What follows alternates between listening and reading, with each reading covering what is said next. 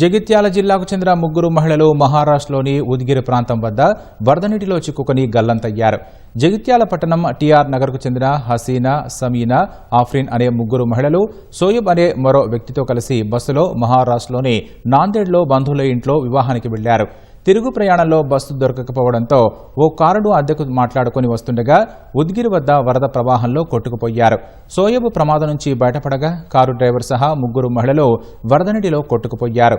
వరద ప్రవాహంలో తమ వారు గల్లంతు కావడంతో కుటుంబ సభ్యులు కన్నీరు మున్నీరుగా విలపిస్తున్నారు.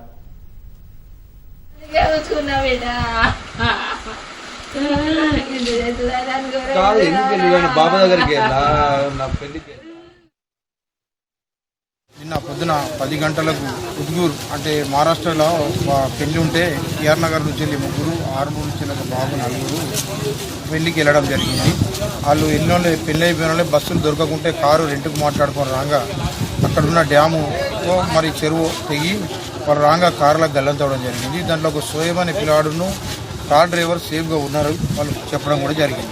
పొద్దున వాళ్ళు బయటికి వెళ్ళిర్రు. నైట్ 12కి వాళ్ళే ఫోన్ చేసి మేము ఇట్లా నీళ్ళలో చిక్కుకున్నాము, పిల్లలు వాళ్ళందరూ మీరు జాగ్రత్తగా ఉండుర్రి, మేము వచ్చేది నమ్మకం లేదని ఫోన్లో చెప్పారు. వాళ్ళు చెప్పిన వాళ్ళే మళ్ళీ రిటర్న్ ఫోన్ చేస్తే రిటర్న్ ఫోన్ కలవలేదు.